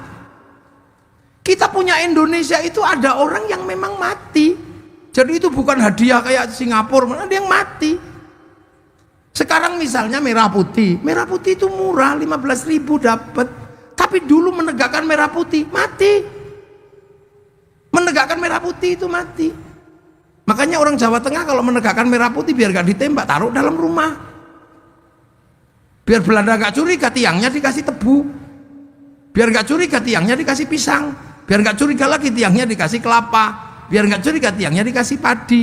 Masih curiga, besok datang bawa tumpeng sama ingkung makan. Kata Belanda, oh cuma mau makan aja ribet. Tapi Belanda nggak tahu begitu makanan habis, padi mengering, rontok, kelapa rontok, pisang rontok, tebu mengering, yang tersisa tinggal merah putih di dada kami anak-anak Indonesia. Lah sekarang merah putih itu nggak minta nyawa, cuman minta gini tok. Kayak gini tok. Itu aja ada yang bid'ah, ada yang musyrik. Itu mesti zaman perang kayak buyutnya mata-matanya Belanda ini. Ini nggak ada yang cerita. Sehingga kita akhir-akhir ini selalu diceritakan berbeda. Karena kenapa saya sekarang banyak cerita? Dari dulu saya cerita, tapi sekarang lebih kenceng ceritanya. Karena apa? Kita punya bangsa. Amerika ini begitu dia menjadi negara, dia menanggung kehidupan orang Amerika. Orang Amerika ketika keluar ke negara lain pasti ditangkap, diminta dokumennya, karena membentuk negara itu resikonya adalah warganya tidak lagi bebas keluar masuk negara orang. Sama Indonesia begitu membentuk nation state, sampean nggak bisa lagi ke negara orang, sampean warga Indonesia kerja di Malaysia ditangkap sampean. Makanya begitu membentuk negara, negara harus kuat melindungi rakyatnya. Agar negara kuat, maka rakyatnya harus mengerti bahwa perjuangan masa lalu juga berat. Makanya Amerika ketika dia menjelaskan bangsanya, dia nggak ribet, cukup lewat film Hollywood. Dia jelaskan masa lalu Amerika lewat film Wild Wild West sampai The Last of the Mohican. Nah ya, ketika dia gagal di Vietnam, dia bikin Rambo 1 sampai 6. Bangsanya nggak boleh malu. Kalah dengan Cina, dia bikin film American Shaolin, American Kung Fu. Kalah sama Jepang, dia bikin American Ninja, American Samurai. Bahkan samurai terakhir dari Amerika namanya Tom Cruise dalam film The Last Samurai. Duh. Ini negara. Kalah dengan Irak, dia bikin Hot Shot 1 sampai 2. Gagal dalam terorisme dalam bikin film 12 Strong. Cina juga sama, dia menjelaskan masa lalu bangsanya, mulai dari ular putih sampai ular hijau, mulai dari Wong Fei Hung sampai Sun Gokong, dia dijelasin. Jepang juga sama, jelasin masa lalunya. Film-film samurai dijelaskan karena dia menanggung dumping. Dumping itu pasar dalam negeri lebih mahal daripada pasar luar negeri. Semangat Bushido dibangkitkan. Makanya dia film samurai dijelaskan di mana-mana. Apa yang terjadi dengan anak-anak kecil? Bikinkan Samurai X untuk menjelaskan konflik Tokugawa dan restorasi Meiji. Bikin Samurai X dengan tokohnya Rurouni Kenshin. Malaysia mulai menjelaskan masa lalunya kepada anak-anak bangsanya. Malaysia diserahkan kembali kepada si Upin dan si Ipin. Dia tidak boleh, si Upin ini masa depan Malaysia, dia harus tahu fundamen Malaysia tidak mungkin bisa dipisahkan antar suku, antar bangsa. Maka kemudian masa lalu Malaysia yang berisi anak-anak India, si Upin dan si Ipin dikenalkan dengan Jarjit. Dia nggak boleh lupa ada anak-anak Cina, kenalkan Mei Mei. Dia nggak boleh lupa ada anak Indonesia, kenalkan Susanti. Duh, itu cara mereka, kita nggak lagi. Kita selalu membanggakan cerita orang. Merah putih kalah dengan bendera Iya, Filistin itu memang harus merdeka. Tapi setelah merdeka punya tugas Filistin itu satu rukun. Fatah sama Hamas jangan ribut. Kita kenapa dulu dijajah Belanda begitu lama? Karena kita nggak rukun. Tapi begitu satu bangsa, satu nusa, satu tanah air, kita rukun. Baru bisa mengusir. Itu kan kita mesti ngajari dia rukun. Kita ini sekarang punya apa saja kayaknya lebih suka punya orang lain. Punya rambut hitam di merah-merah. Akhirnya jadi LKMD. Londo kok mengendasi. Itu ya. Punya ayam gede dikit, ayam Bangkok. Ya, di tempat saya yang asli tinggal gula Jawa. Jambu Bangkok. Sementara bangsa yang lain sudah membangun. Singa apa? Korea itu membangun masa depan bangsanya melalui meja makan sama air mata, namanya drakor. Begitu drakor diterima, makanan Korea diterima, industri semua itu Pak. Makanan Korea itu berapa triliun yang dia dapat dari situ. Potongan rambut Korea berapa yang dia dapat dari situ. Saya generasi ini, maaf ini Pak Wali Kota, ini generasi ini mesti generasinya Noah ini. Ariel kayak gitu kan. Saya ini generasi rock. Zaman rock saya ini.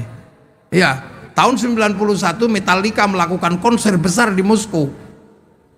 Konser besar di Moskow. Penontonnya 6 juta orang. Bahkan konser 6 juta orang kalah sama BTS. BTS-nya Korea sekali konser yang nonton 100 juta orang, daring lewat HP.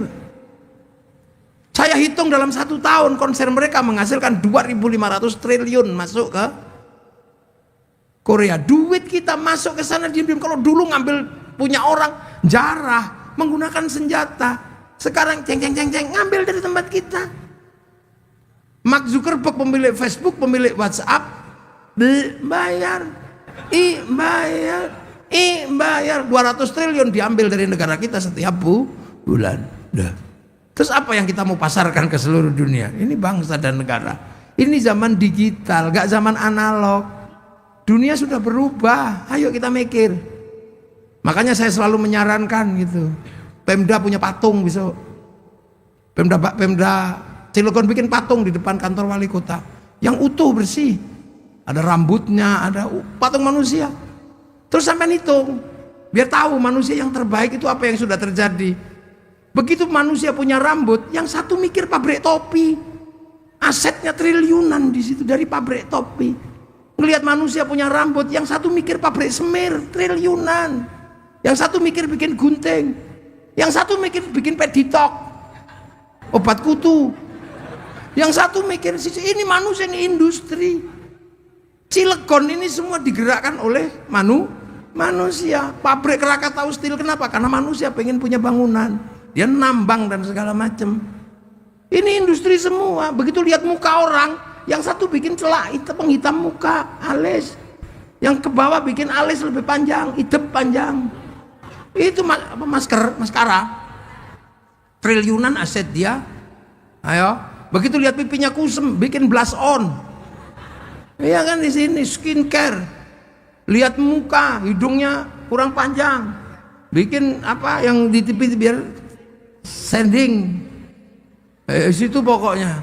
Begitu lihat mulut orang, yang satu bikin odol, mereknya macam-macam triliunan. Dari mulut manusia punya aset triliunan. Yang satu giginya monyong, bikin behel, bikin sikat. Itu dari muka manusia, aset dunia digerakkan. Sampai di sini bikin cukuran, tatra, silet. Kita malah ribut ini panjangnya seberapa. Ini duit semua, kita nggak pernah mikir itu.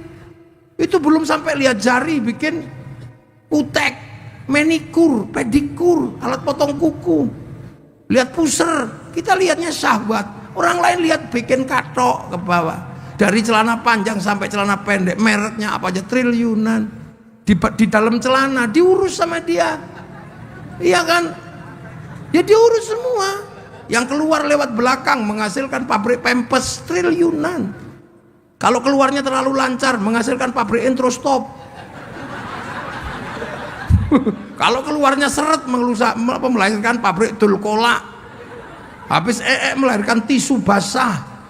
Duit semua. Yang depan melahirkan pabrik kondom. Ayo, itu duit semua, itu manusia. Dan sekarang digerakkan, dunia berubah. Makanya kita bisa melihat sekarang ini dunia berubah. Dulu kita mau lihat kucing Afrika, kita nunggu flora dan fauna. Sehari ditunggu keluarnya Pak Harmoko, Pak Murdiono. Sekarang di sini semua dunia ini tinggal pencet. Kucing Afrika keluar, tengu Afrika, bokong India keluar, ini semua di sini. Makanya televisi hilang, koran tiba-tiba nggak ada, wartel cabut, apa aja hilang. Perusahaan-perusahaan gulung tikar, kenapa? Dunianya berubah. Kita dulu paling seneng kan kalau rindu kepada kekasih. Kita itu menghasilkan industri gede, kerinduan itu dulu. Menghasilkan industri kertas cinta, warnanya pink, mereknya Harvest, baunya mawar. Kalau sampai keliru bau melati, bau gendruwo. Iya kan, terus kita mulai nulis kartu pos semuanya. Untukmu kekasihku. Entah kenapa aku merindukanmu malam hari ini seberat gunung Krakatau. Meledak-ledak. Semoga tidak terjadi ledakan seperti tahun 1883. Pasti ada tsunami di hatiku. Kamu pasti asalnya Cilegon ya. Kenapa? Ledakanmu seperti Krakatau. Kekasihku. Loh, dulu kan begitu kan, kalau pinter-pinter kita tulis. Itu Susi itu dulu paling pinter tulis surat cinta. Wong itu ngomongan saya di Jogja. Ikut saya berapa tahun dulu. Kekasihku, entah kenapa malam hari ini aku merindukanmu. Di saat aku menulis surat cintaku ini padamu, aku ragu apakah cinta kita akan bersatu. Karena di samping rumah tetangga sedang memutar lagu Isabella dan lagunya Poppy Mercury, lagu antara Jakarta dan Penang. Dua-duanya tentang putus, kekasihku. Dan semoga lagu ini tidak menjadi isyarat buruk, karena sampai hari ini aku tahu bapakmu masih belum merestuiku. Itu kan dulu panjang gitu kan. Aku tahu malam hari ini kau pun merindukanku, karena kata rembulan kau dan aku sedang duduk di bawah sinarnya yang sama. Kekasihku, sebelum aku pergi aku masih mencium bau tubuhmu. Karena perpisahan itu kau tandai dengan menyentuh ujung hidungku. Di situ ada bau hand body Miniko. Panjang gitu, panjang gitu. Kekasihku, kau jangan lupakan aku. Aku tahu ini demi masa depan kau, aku dan anak-anak kita nanti. Cendrawasih burung irian. Terima kasih dan cukup sekian. 4 kali 4 16.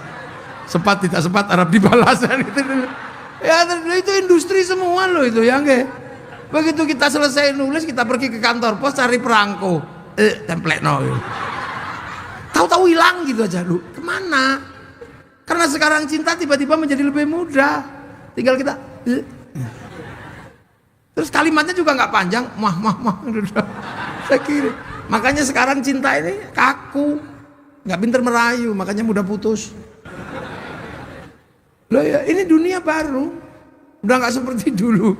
Kita nggak kebayang percepatan dunia dalam 20 tahun seperti ini. Ya, Cilegon dan segala macam akan menghadapi fase itu. Sekarang tentara pensiun, ya kan, tentara pensiun. Irak itu infanteri nggak ada, sudah perang sekarang dengan Israel itu pakai tombol aja, cing. Kalau sudah gitu perempuan juga bisa perang, udah kayak gitu. Nama tombol malah lebih akurat ternyata. Jadi yang menceti tombol di Iran itu perempuan semua, karena perempuan lebih akurat dan lebih tenang. Makanya perempuan itu kalau udah sadis bahaya, tenang dia. Lu sopir-sopir truk besar di Freeport itu sebagian besar perempuan, tenang. Loh ya, makanya saya itu teman-teman JP3M, saya punya nyai, istri saya itu kalau nembak titis karena tenang. Saya tanya, kenapa kamu bisa setenang itu kalau menembak sana? Karena aku udah terlatih sulit menembakmu. Loh, perempuan roket. Loh, sekarang dunia baru ini nggak usah Jen pensiun. Loh, Jen itu pensiun. Dulu kalau mau urusan cinta, Jen didatangkan Suna Mata Kaji Hajiku Jaran Kuyang gitu dulu. Sekarang Jen cinta udah berhenti karena cinta tumbuh bersama Avanza. Lo perempuan kan rasional, daripada kemenyan mending Avanza, daripada bau kemenyan mending bau knalpot. Iya kan, lo Jen pensiun. Saya ini biasanya kalau bulan Suro, bulan gini itu banyak yang datang. Yai, minta ilmu pukulan, biar pak langsung pingsan. Kok nggak ada ini orang datang lagi? Ternyata mukul orang itu sekarang 60 juta. Pak, itu divisum 60 juta. Ayo, makanya para jawara ini, saya ini juga tukang kelahi dulu, tapi begitu sekarang saya belum kelahi, Banser udah maju duluan. Jawara udah maju duluan, nggak jadi saya. Loh, dunia berubah, kursus-kursusan habis. Dulu kalau ibu-ibu ini diundang wali kota mantenan gitu, bingung cara dandannya, datanglah ke salon. Sekarang tutorial make up artis, selesai. Dunia baru. Siapa yang mengambil itu, dia akan menguasai dunia. Tapi apa yang terjadi, bahwa bangsa dan negara harus kita jaga. Kalau Cilegon menjaga dengan darah, dengan air mata, geger Cilegon, kita akan jaga bangsa dengan persatuan. Era itu sudah, itu makanya itu yang disebut pahlawan. Kalau kita sekarang lahir di era itu, mungkin lari kita. Orang di era itu berani perang, mati berani. Kita ini BPJS belum turun, ributnya udah setengah mati. Makanya generasi kita tidak dilahirkan Allah di zaman Cilegon. Coba kalau generasi kita lahir di zaman itu, lari kita orang model begini. Dulu tanah kerajaan Banten diserahkan sama NKRI, sekarang kena 1 meter ribut sama Mahkamah Agung. Jadi nggak kelas kita sama para pahlawan itu, nggak ada kelasnya. Hebat-hebat keturunan Sultan ini, punya masa lalu nenek moyang yang hebat-hebat. Geger Cirebon, Kiai Wasid ini hebat, orang berani gini. Bukan tentara, bukan apa, jawara berani. Karena apa? Demi hak mempertahankan wilayah. Makanya kita nggak boleh lagi dijajah sama atas nama apa aja. Kita Indonesia. Nah itulah maka kiai-kiai itu jaga persatuan. Kiai itu ngurusnya agama, maka agama dijadikan alat pemersatu. Doa. Yang lain sudah sendiri-sendiri kalau doa. Kalau kiai berdoa masih bareng-bareng menjaga persatuan doa. Kiainya yang doa, santrinya yang amin, amin. Kalau kepanjangan amin. Kiainya paham, walhamdulillahirabbil alamin. Begitu yang doa tambah banyak, diajak ke alun-alun Cilegon, namanya istighosah. Semua terlibat, mulai dari bakul bakso, bakul soto, seluruh rakyat terlibat, kerukunan terjaga, roda ekonomi berputar. Yang lain udah sendiri-sendiri. Sholawat, kita persatuan, yang lain udah nggak sholawat. Kita masih sholawatan sendiri-sendiri. Yang suka dangdut, ya Rasulullah salamun alaik, ya. Yang suka orang Jawa ya Nabi salam alaika, ya Rasul salam. Itu. Yang orang Sunda, ya Rasulullah salamun alaik. Yang santri, marhaban ya nurul aini, marhaban. Begitu yang sholawatan tambah banyak, dibawa ke alun Cilegon bersolawat, bendera laku, slayer laku, apa aja laku. Loh, ada orang meninggal kita bersatu 3 hari, 4 hari, itu ayam laku, jajanan pasar laku, tahun sekali kita khol, tenda laku, son laku. Sama terhadap makam para leluhur kita ziarah, para wali kita ziarah, bis pariwisata laku. Sampai di makam para wali jualan nasi laku, jualan celana laku, tasbih laku, sampai copet bisa hidup di makam para wali. Terus di situ kita rukun, kiainya yang tua, la ilaha illallah, la ilaha illallah. Tiba-tiba datang kiainya lebih muda, ketua Ramadan, sallallahu ala Muhammad, sallallahu ala Muhammad. Ini katut ini yang lain, sallallahu alaihi. Rombongan satu bis lagi datang, ibadallah, rijalallah, aghizuna liajlillah wa kunu lana lillah zanaqdha bifadlillah.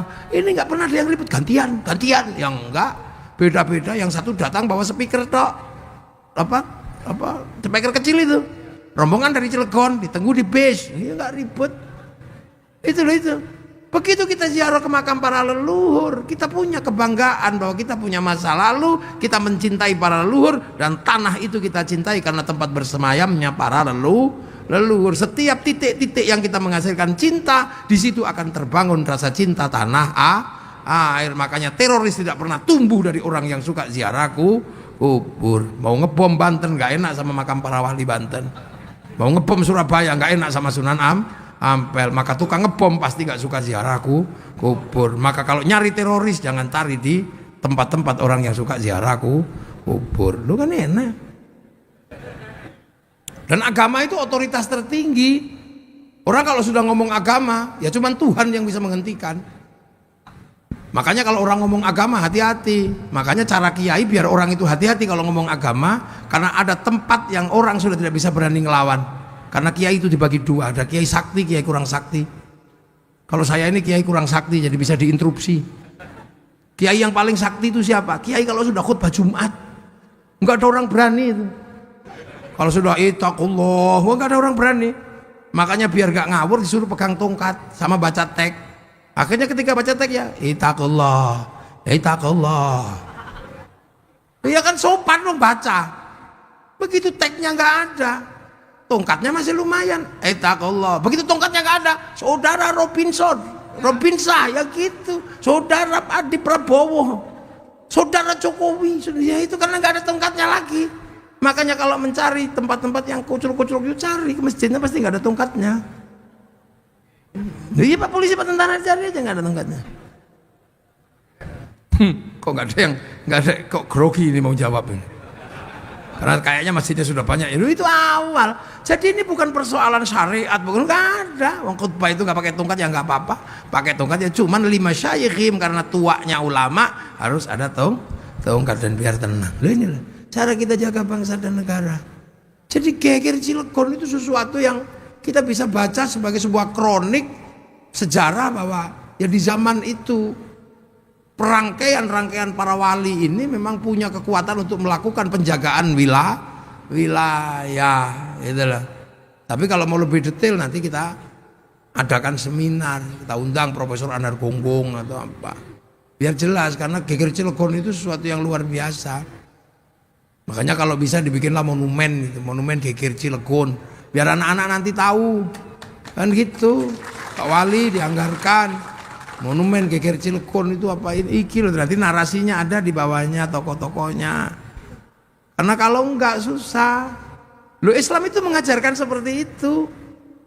Makanya Islam punya titik-titik di mana menengok masa lalu. Loh haji itu kan menengok masa lalu.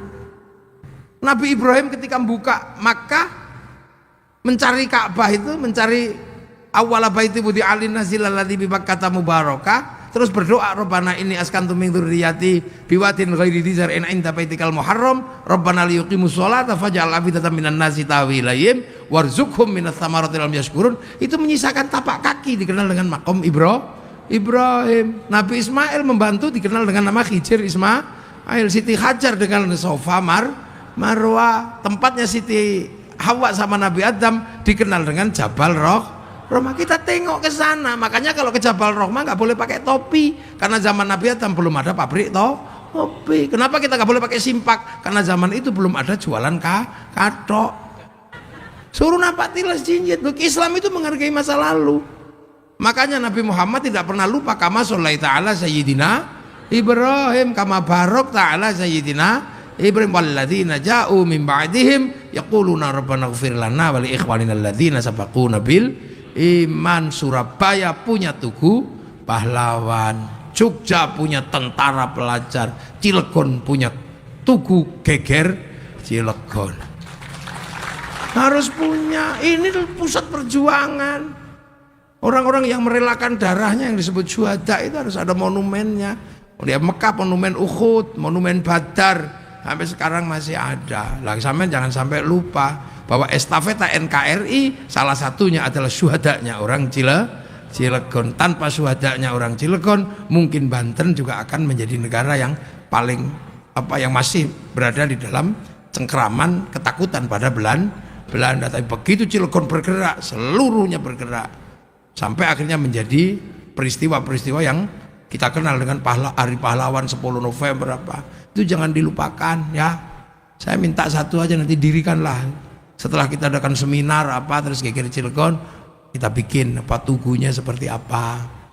Dan itu baru kita bikin tugu nggak usah terus ini musyrik, nggak usah. Orang tugu kita bikin selfie sekarang ya. Peta-peta itu semua punya sejarahnya ya. Amma ba'du. Ini baru mukaddimah. Kalau kiai ngaji kan, kalau pembukaan selesai kan amma. Saya tadi udah amma ba'du belum? Lah ini baru amma ba'du, jadi ini baru selesai mukaddimah, ini baru pembukaan. Lah ya kan. Jadi kita ini ya Allah, makanya kita ini punya Pancasila, punya ini karena apa? Dari masa lalu yang tersusun ini kita menjadi punya masa depan ya. Nanti kapan-kapan kita lanjutkan lagi, anggap aja ini mukaddimah dulu, nanti kita lanjutin kapan-kapan lah. Saya akan datang ke sini lagi kalau sudah punya tugu. Kalau belum punya tugu nggak ke sini saya. Nah, ya, untuk mengingat itu ya, semoga semuanya barokah. Syuhada Cilegon mendapatkan tempat yang indah di sisi Allah Subhanahu wa taala. ya Bapak Wali Kota, Wakil Wali Kota dan seluruh stakeholder, Bapak Ketua DPRD, semuanya diberikan kekuatan untuk memimpin Cilegon menjadi sebuah kota masa depan yang menjadi penopang dari negara kesatuan Republik Indonesia. Al-Fatihah. Iyyaka na'budu wa iyyaka nasta'in ihdinas siratal mustaqim siratal ladzina an'amta 'alaihim ghairil maghdubi 'alaihim waladdallin. Bismillahirrahmanirrahim. Alhamdulillahirabbil alamin. Hamdan na'imin hamdan syakirin hamdan yuwafi ni'amahu wa kafi'u mazidah. Ya Rabbana lakal hamdu kama yanbaghi li jalali wajhikal karim wa 'azimi sultanik. Allahumma iftah 'alaina futuhal 'arifin bi hikmatika wa sirra rahmatak wa dzakkirna wa nasina rabbil ya Allah. Ijal auladana dzurriyyatina talamidana ahlil ilmi ahlil khair ahli ibadah muslimin iman. Ya Allah hasil maqasidana maqasidana al-akhirah li abaina ummahatina wa syaikhina wa jaddatina jal masyayikh wa nakhusu sal jami' syuhada Cilegon ya Allah. Allahumma ighfir lahum warhamhum wa'fu anhum Allahumma la tahrimna ajrahum wa la taftina ba'd maghfir lahum. Allahumma ij'al qabrahum radatan min adil jinan. Allahumma ij'al qabrahum min rahmat Rasulullah bi haqqi man yarjil rabbika radiyatan mardiyah fadkhuli fi ibadati jannati rabbana atina fid dunya hasanah wa fil akhirati hasanah wa qina adzaban nar. Sallallahu alaihi sayyidina Muhammadin walhamdulillahi rabbil alamin. Bisirril Fatihah. Iyyaka na'budu wa iyyaka nasta'in ihdinas siratal mustaqim siratal ladzina an'amta 'alaihim ghairil maghdubi 'alaihim waladdallin. Amin. Assalamualaikum warahmatullahi wabarakatuh.